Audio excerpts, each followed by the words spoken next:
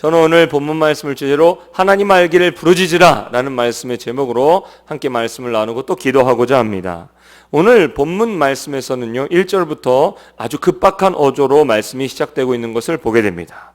예를 들면 1절 말씀에서 하나님은 원수가 독수리처럼 여호와의 집을 덮칠 것이므로 너는 나팔을 불라 라고 말씀을 하고 계십니다. 여기서 나팔이라는 것은 전쟁에서 불거나 아니면 위험한 일이 다가올 때 경고의 의미로 나팔을 부는 것으로 표현이 되어 있습니다. 또한 여호와의 집이란 보통 성전을 가리키는 단어지만 여기서는 문맥상 이스라엘 백성을 가리킨다고 봐야 합니다. 즉 독수리가 먹이를 채가듯이 지금 적군이 급박할 정도로 이스라엘을 덮쳐서 멸망시키려고 하는 위급 상황이니 너는 경고의 나팔을 불라라고 하나님이 말씀하시는 것입니다. 그럼 왜 갑자기 하나님의 백성 이스라엘에게 이러한 경고의 일이 벌어지게 되었을까요? 그것은 본문의 말씀처럼 이스라엘이 여호와의 언약을 어기고 율법을 범했기 때문이었습니다. 언약이 무엇입니까? 언약이란 신구약 성경 전체를 총괄할 수 있는 단어이자 하나님과 이스라엘 백성들을 묶어주는 아주 중요한 단어라고 볼 수가 있습니다. 이 언약의 특징이 있다면 인격적인 어떤 두 존재 간의 약속이 바로 언약이라는 거죠. 그래서 언약을 맺기 전에는 아무리 오랜 시간을 함께 보내도 그것은 맺어진 관계라고 볼 수가 없습니다. 예를 들면 사회적인 통념상 이 남녀가 오랫동안 아무리 같이 지내도 부부의 언약을 정식으로 맺기 전에는 남남으로밖에 볼 수가 없다라는 것이죠. 또한 이런 언약은 관계를 맺어주는 끈이기 때문에 언약이 끊어지면 모든 관계가 끊어지게 되고 또한 이러한 언약은 사랑을 맺어주는 끈이기 때문에 언약이 끊어지면 사랑이 무너지게 됩니다. 그리고 하나님과의 관계에서 언약은 구원과 축복을 베풀어주는 끈이기 때문에 사실상 언약이 깨진다는 것은 모든 것이 깨진다는 것을 의미하는 것입니다. 창세기를 보면 하나님은 인간을 창조하시고 인간과 관계를 맺기 위하여 언약을 그래서 맺으셨습니다. 인간을 에덴 동산에 살게 하시고 한 나무를 지정하셔서 그 나무의 열매, 실과만은 먹지 말라라고 언약을 맺게 되신 것이죠. 다른 모든 것은 내가 먹고 즐겨도 되지만 이 나무, 즉 선악을 알게 하는 나무의 열매만큼은 먹지 말라고 언약을 맺으십니다. 이것이 하나님과 인간 사이의 최초의 언약이었고 그때부터 하나님과 인간과의 관계가 가능해졌다라는 것이죠. 그리고 하나님은 인간을 보호하시고 사랑하시고 복을 내리신 것을 보게 됩니다. 이스라엘 백성과 하나님과의 관계도 마찬가지였습니다. 하나님은 아브라함을 부르신 후에 언약을 맺으시죠. 그리고 이제 아브라함과 그의 후손들은 하나님과 특별한 관계 가운데 들어가게 되었습니다. 당시에도 수많은 민족들이 있지 않았습니까? 바벨탑 사건 이후에 많은 언어들이 이 땅에 존재했고 수많은 족속들도 있었다고 성경은 말씀합니다. 그런데 이 많고 많은 민족과 족속들 가운데에서 하나님은 단 하나의 족속만 선택하시게 된 것이죠. 바로 아브라함을 통해서 언약을 맺으신 아브라함을 통해서 나타난 후손이자 아브라함의 이름을 따서 출애굽 이후부터는 이스라엘이라고 불렸던 민족이었습니다.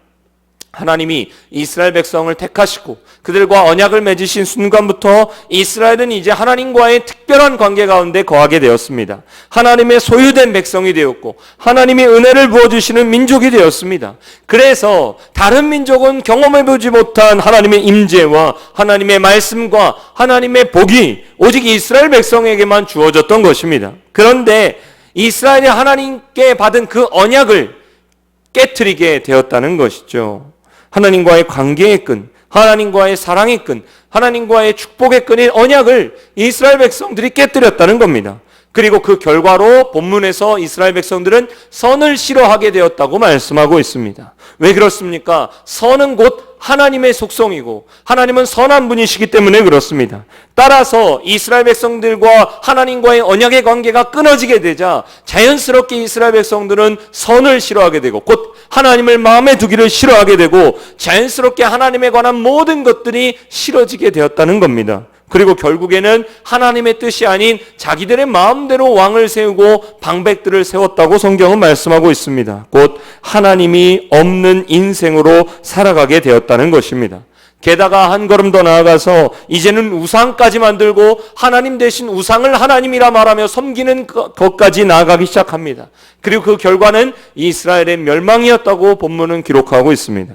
그것을 본문 7절 말씀을 보시면 그들이 바람을 심고 광풍을 거둘 것이라 라고 표현하고 있죠. 심을 때에는 광풍이 아니었습니다. 심을 때는 바람을 심었습니다. 그런데 거두게 될 때 무엇을 거두게 됩니까? 바람이 아니라 광풍을 거두게 되었다라는 것입니다. 한마디로 하나님 없이 내가 열심히 노력하고 살았을 때에 바람을 심었지만 돌아온 것은 회오리 바람처럼 어려운 인생이 되어버렸다는 것이죠.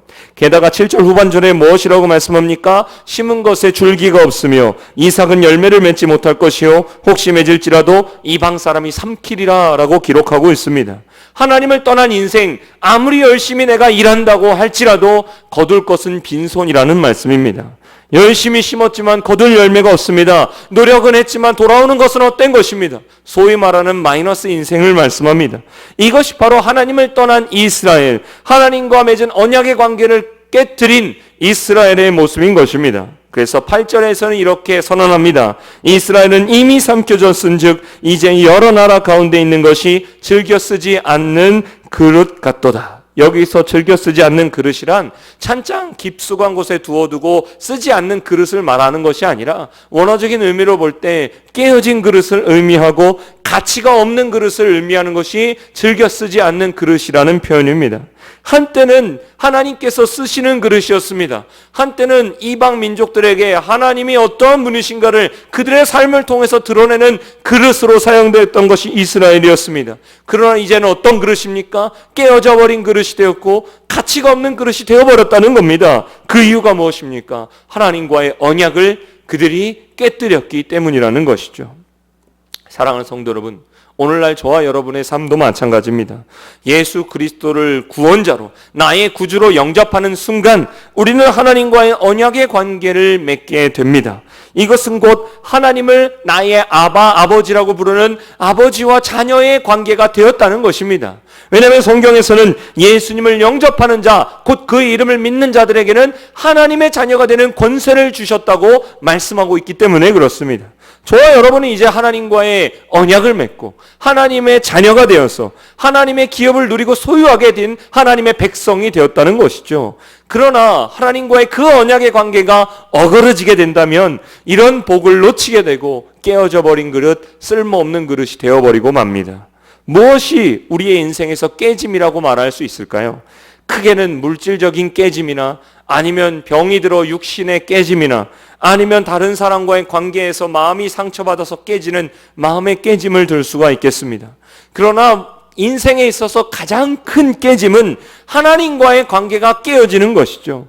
하나님과의 언약의 관계가 깨어지는 순간 사실 모든 것이 다 어그러지고 혼란스러워지기 때문에 그렇습니다. 그러므로 하나님과의 관계에 깨짐이 있다면 우리가 가장 먼저 회복해야 될 것은 무엇입니까? 물질의 회복이 아니라 또한 육신의 질병의 회복을 먼저 구하는 것이 아니라 마음의 상처의 치유를 먼저 하나님께 구하는 것이 아니라 내가 하나님과의 관계를 회복되고 싶습니다. 내가 하나님이 기뻐하시는 거룩한 그릇으로 다시 쓰임받고 싶기를 소망하는 것이 우리의 기도가 되어야 될 줄로 믿습니다. 그렇다면 우리가 하나님께 다시금 쓰임받는 거룩한 그릇으로 회복되기 위해서는 어떻게 해야 할까요? 첫째로 하나님과의 첫사랑을 기억해야 합니다. 첫사랑의 회복이라는 것은 깨어진 그릇을 회복하는 첫 단계라고 볼 수가 있습니다. 본문 2절에서 하나님은 호세아 선지자를 통해서 그들이 장차 나에게 부르짖기를 나의 하나님이여 우리 이스라엘이 주를 아나이다 하리라 라고 말씀하십니다. 이것은 언젠가 이스라엘 백성들이 다시 하나님을 찾고 다시 하나님의 이름을 부르짖을 것이라고 하나님이 말씀하시는 것입니다. 지금 이스라엘의 현실이 어떻습니까? 언약을 깨뜨리고 깨어진 그릇이 되었고 쓸모없는 그릇이 되어버렸습니다. 하지만 언젠가는 다시 하나님을 찾아서 부르짖을 것이고 내가 주님을 압니다 라고 부르짖을 것이라는 겁니다. 여기서 주님을 안다라는 표현은 하나님을 발견했다는 것, 하나님을 인식했다는 것, 내가 하나님을 깨닫게 되었다는 것을 의미합니다.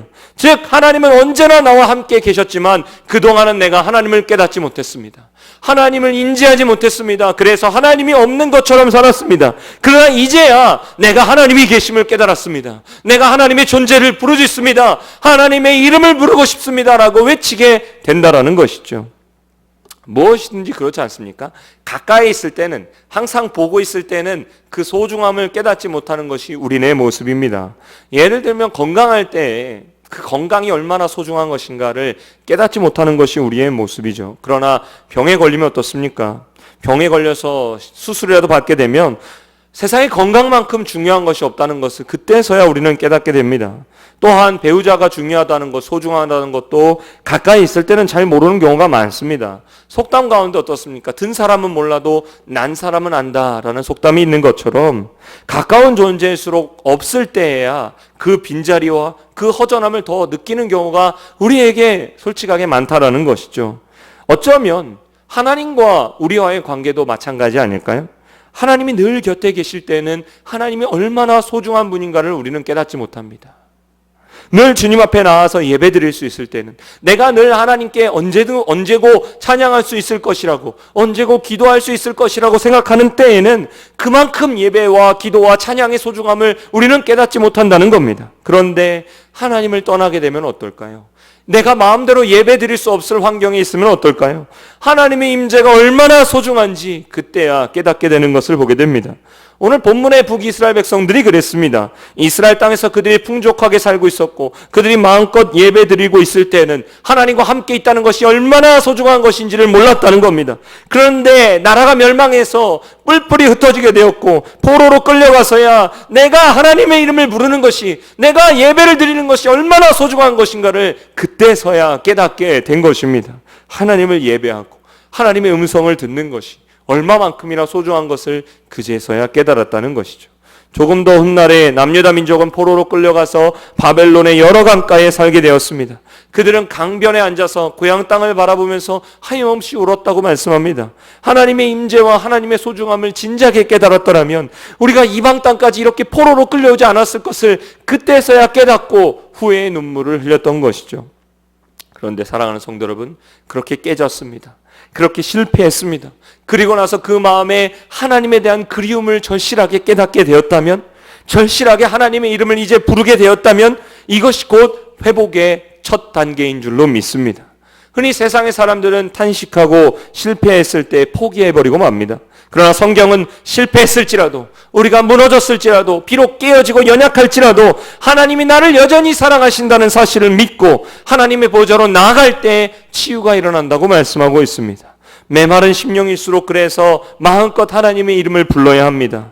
메마른 심령일수록 더 은혜의 보좌로 나아가려고 몸부림쳐야 합니다. 내가 처음 하나님을 만났을 때 그 간격을 회복하게 해달라고 하나님께 기도할 때 우리는 회복되게 될 줄로 믿습니다. 삶에 실패하고 예배에 실패했을지라도 여전히 하나님이 나를 사랑하시고 나를 예배의 자리로 부르고 있다는 확신 가운데 주의 전으로 나아가는 저와 여러분이 되시기를 소망합니다. 그때 하나님이 깨어진 우리를 치료하시고 다시 세우시게 될 줄로 믿습니다. 우리를 향하신 하나님의 사랑과 하나님을 향한 우리의 사랑을 기억하는 저와 여러분이 되시기를 소망합니다.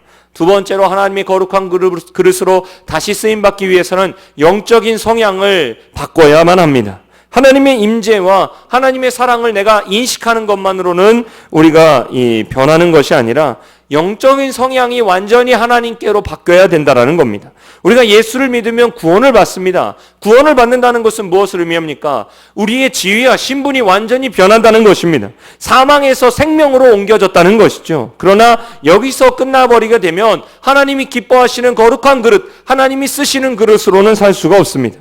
신분이 바뀌었지만 우리의 영혼까지도 바뀌어야지 진정한 변화, 영혼의 성향이 바뀌어야 진정한 변화가 일어나는 것입니다.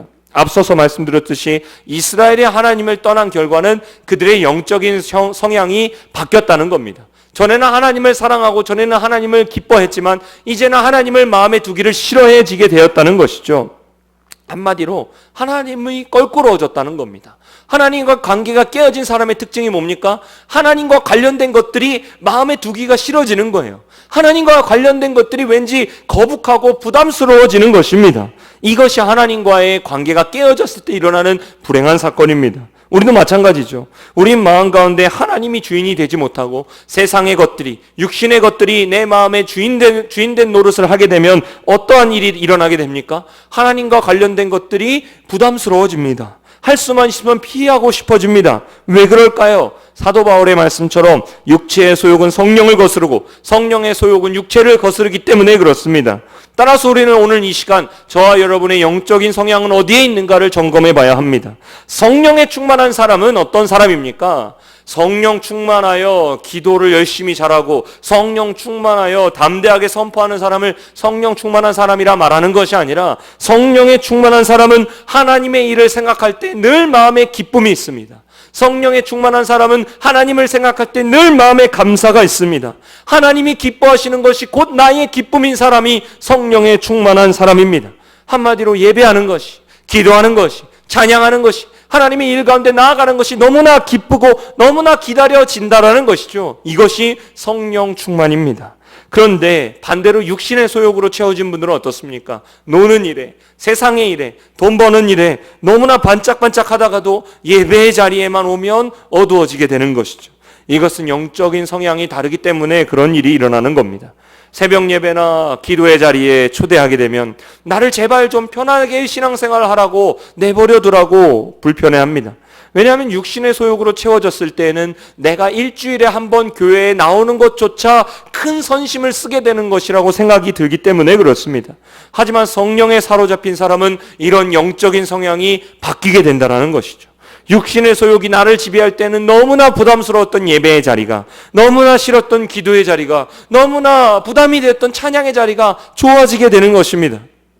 특히 전도와 선교에서 놀라운 변화가 일어나게 되죠.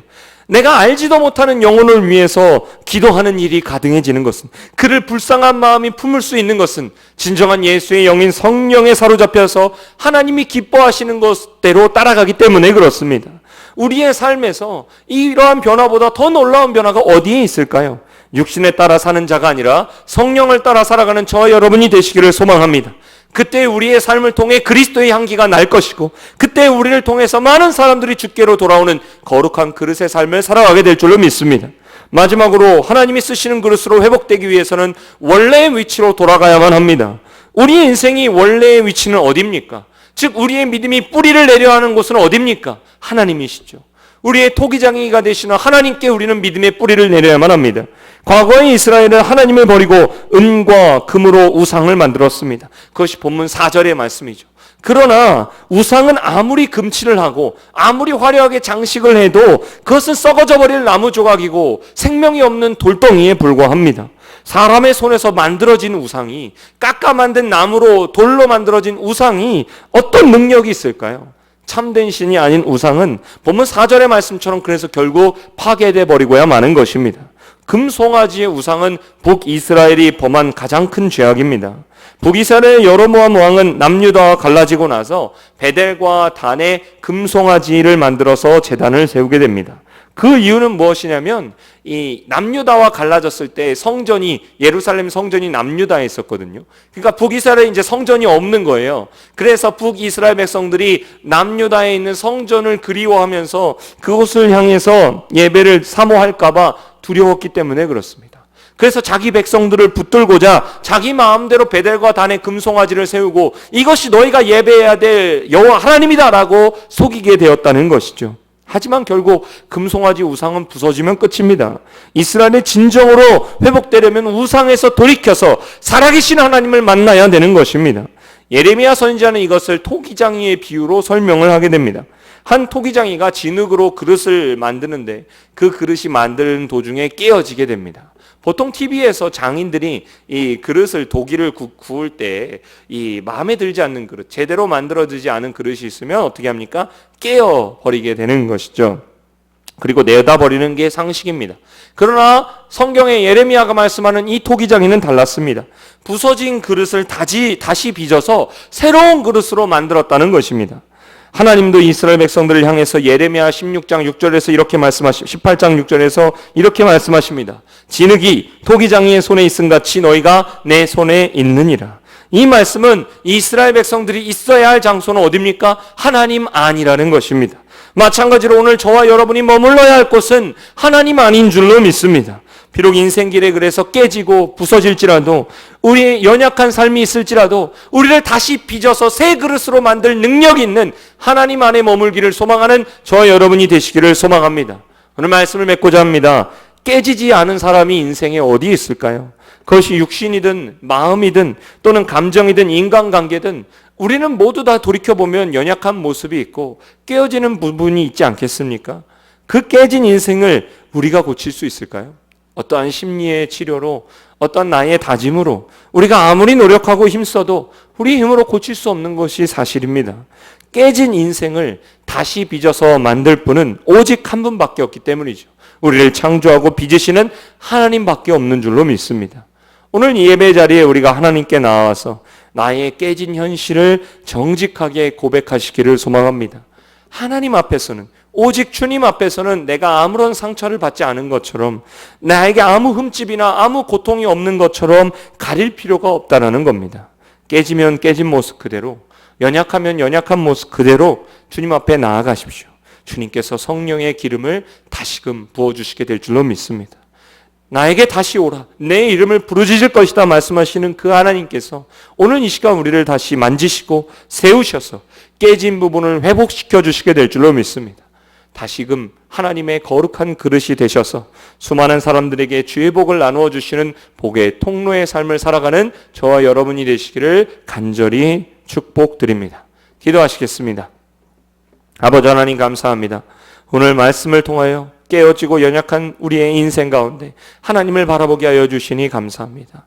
우리의 육신의 질병으로 말미암아 우리의 육신이 깨진 것도, 우리의 물질이 깨진 것도, 우리의 마음이 깨진 것도, 우리의 가정이 깨진 것도 중요하지만 가장 중요한 것은 하나님과 나 사이의 관계가 깨어짐을 우리가 두려워하게 하여 주시고 다시금 나를 사랑하시는 하나님과의 첫사랑을 회복하게 하여 주시옵소서. 주의 이름을 부르게 하여 주시옵소서. 하나님께로 돌아가기를 소망하는 자가 되게 하여 주시옵소서. 그러나 그것으로 끝나는 것이 아니라 하나님을 향한 우리의 영적인 성향이 회복되게 하여 주셔서 예배의 자리를 사모하게 하여 주시고 기도의 자리를 사모하게 하여 주셔서 성령 충만한 삶을 살아가게 하여 주시옵소서. 그러므로 말미암아 하나님께 나와 우리의 모든 것을 구하며 나갈 때 하나님이 다시 세우시는 거룩한 그릇으로, 하나님께 쓰임받는 복된 그릇으로 주의 복을 전파하며 나가게 하여 주시옵소서. 예수님의 이름으로 기도드립니다. 아멘. 이 시간 하나님 앞에 감사의 예물을